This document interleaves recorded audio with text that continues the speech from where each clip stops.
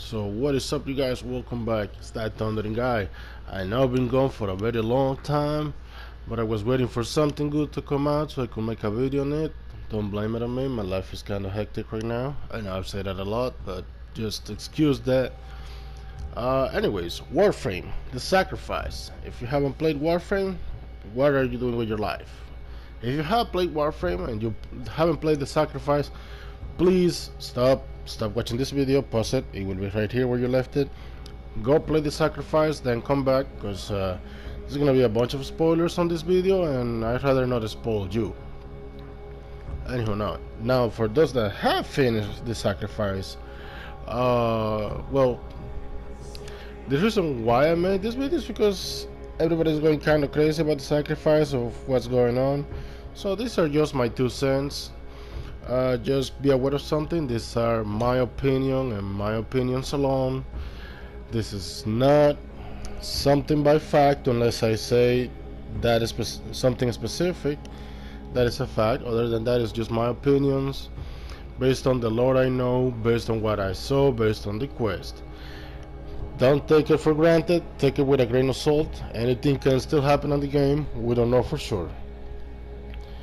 Now that that's out of the way, so, the sacrifice, Excalibur Umbra, the Lotus, Balas. Yeah, heavy stuff. Mainly because, well, look at Umbra right now. I chose that helmet for a reason. Look at it. It looks like flesh, right? The reason why I specifically choose how do I say that? Choose to show this helmet is because I wanted to get a point across, something that the quest itself did. But hey, oh my god, this music, hold on, I need to turn off the music. Hold on, give me a second. I like it, but I need to turn it off.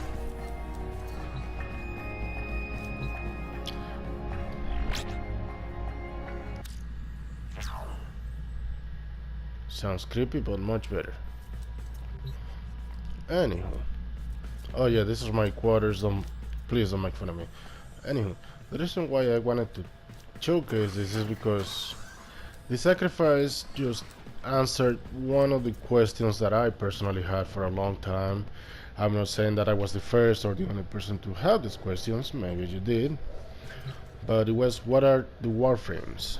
Why do they look so organic and yet seem to be made of some metal type of mineral, let's call it? The second dream kind of led us to believe that the warframes were mainly just machines, that they didn't really have any flesh inside, or even if they did, it was mostly to accommodate or make the operator feel more at home. And then the war within the Rainier Queens kind of implied that they had a hand in building. Well, they didn't imply, they basically said that they had a hand in building the warframes, but nobody ever really said that whether they were organic or not. And Balas pretty much confirmed that during the sacrifice that the warframes were in fact Orokin citizens or dark citizens that either volunteered or were forced to undergo let's say mutation by being injected with the infestation virus. And basically the idea was that to turn normal Orokin citizens, I guess, into war machines to fight off the sentients. But basically they lost their mind and they couldn't control them, so most of them got locked away, I'm guessing, like Umbra right here. And it also explained that they still had a mind, like literally, for example, on Umbra's case, the reason why his rage is because Balas made him kill his son. Like, what? No, that was just messed up.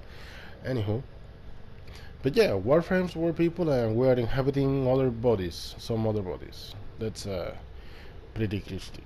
Okay, that's dark. That's just dark. Anywho, Lotus.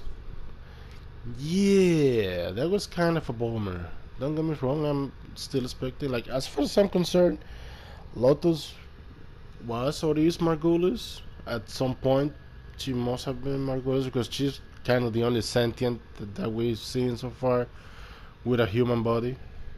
And yes, we've seen her body basically. But to be fair, in the second dream, somehow clearly states that she was a sentient, that she is a sentient, and her mission was to kill the Tenno, which makes no sense to I don't know. And then Balas betray. Now Balas parts does make sense because he does say that eventually, well, how should I put it? Okay, let's put it this way. We have the Auto King Empire, we have the Auto King Emperors, and right below them we have the Executors. If you've seen the movie Judge Dredd, think of the Executors as kind of Dredd. They have unchallenged authority to be judge, jury, and executioner.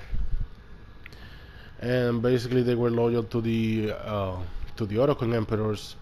And in Bala's case, well, Margulis, who was his lover, and she was condemned to execution because she saved the Tenno, sort of. No, she did save, but I say sort of for personal reasons.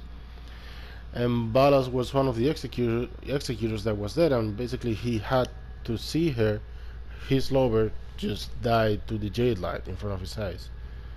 So that's why he betrayed the Oro King. He gave somehow the the one weakness of the Tenno and the frames, which is that the Tenno still is just frail bodies.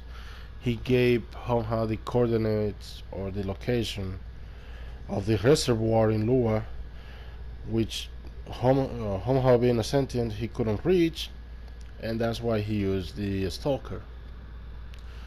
And yeah, and then oh my god, so much. Now, as far as I'm concerned, Margulis is still alive somehow. Why do I say that? I have no proof. It's just my opinion or my personal hope. Because you know, the Oroking had this thing called the transcendence, where basically an Oroking mind could be transferred to an Oroking to another body. Basically, what the entire thing of about the war within revolves around that. The Rainier Older Queen wanting to transfer her body into a Tenno mind. I mean, there's a time-limited mission alert available. Check navigation. No, go away. I said that wrong. Sorry. The Elder Grenier Queen wanted to transfer her mind into a Tenno body. Why she wants to do that is beyond everybody else, but hey. Point is, as far as I'm concerned, Margulis is still alive. She probably transferred her body, her mind, into Lotus's body, and that's why Lotus was so inclined into helping the Tenno. Or maybe I'm wrong, and you know, we end up going like the next expansion or Warframe 2. Don't call me on that. I'm just saying. Takes us to the Tau system, which is basically where the the sentients seem to be located. Like the main sentient force seem to be still located. But yeah, a bunch of heavy stuff. Now it is revealed that Lotus was kind of the one to finish off Umbra on Earth, and then we revealed it, and we go through the entire story to see Umbra kill his son. Balas just kind of force him, just kind of be there, and wow, that was dark as far as I'm concerned. And it is revealed how is it that the 10 are able to control, should we say control? Yeah, let's talk with control the frames, and it is that now from that I infer, it's again my opinion only, that all the warframes, they were subject to some sort of torture, some trauma, something that will basically break their will and they try to make them infinitely loyal to the Oro King, but because of the infestation it basically failed. Umbra, again, one example of it. that he openly attacked Ballas, even though he couldn't kill him because something that's not really explained. But he basically couldn't kill him. He needed the help of the Tenno. But whatever the Orokin did to the frames, it wasn't enough. He failed them. He basically just broke them, left them scarred again, Umbra, and then the Tenno, who have kind of gone through a similar phase, but instead of embracing wrath and going out of control, they just look to the light, let's say, and kind of embrace the dark side of things, and rather than let them be consumed by it, they just embraced it. It made them strong. Hence, the Tenno are able to control the void. And it is by accepting this darkness that they are also able to interact with the warframes and their memories. Because yeah, warframes have memory now. Sweet. That's just, oh my god. So just next time you swap a warframe or destroy a warframe because you just don't think it's worthy warframe, Overam, I'm looking at you. Just remember that Overam has memories. Also, another clear example of this memories thing is Valkyrie. Her description says that she was subject to torture and that she was scarred for eternity. That kind of explains her rage. Just putting that out there. But yeah, now we kind of know what the warframes are and why they look so organic. They're infested flesh, to be precise.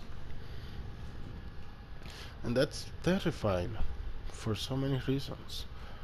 Like, just think about that the next time you go into a infestation mission.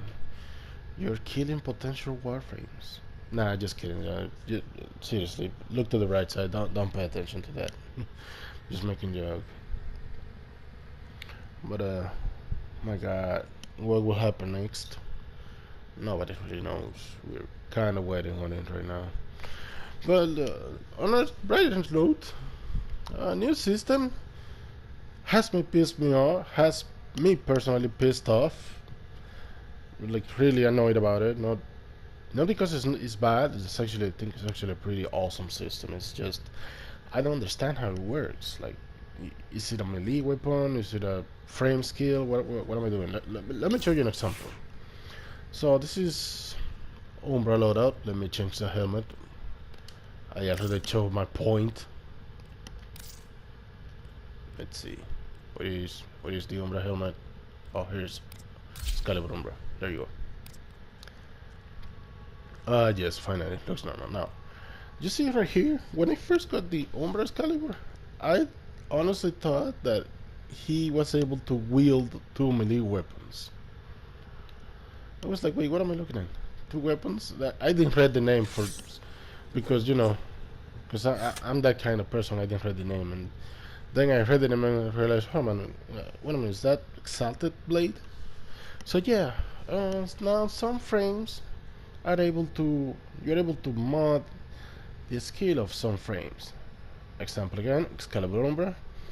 The reason why this has me pissed off is because I had no idea how to use it or how to mod it. If you don't understand what I mean, let me show you something. If you look at the right bottom corner, you can see the stats, and the strongest thing it has is the wall attack. Yeah, still confused about that. Now when I tried to mod it, however, guess what showed up? All of my melee mods. And then that had me thinking, hold on, what am I modding here? Is it a melee? Is it a skill? Because what happened is that I don't see the difference.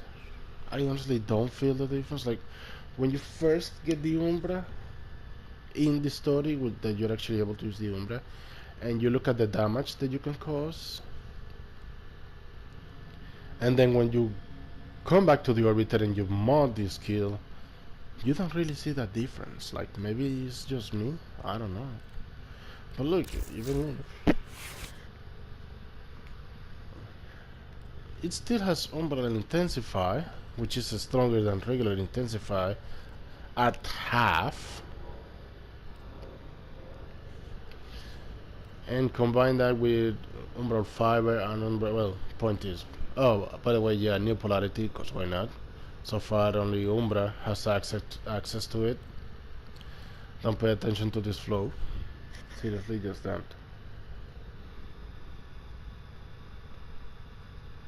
You know, I feel stupid right now just looking at it. I didn't realize I could do this. That's because I can't. Anywho. Wait. No, I can't. No, never mind. Anywho. But I came here and it has intensified. Again, I didn't feel that big of a difference.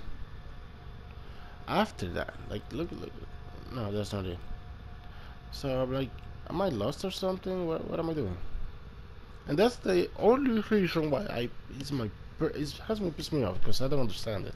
But other than that, I think it's really awesome that we're able to mod skills, even if it's just certain warframes, like Excalibur, Valkyrie, basically any frame that can cast a weapon at a void and hold that weapon, and it has to be a melee weapon specifically.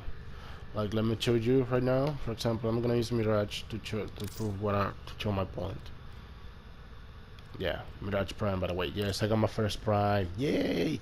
Going for my second. As you can see, she doesn't have the fourth slot because her skill.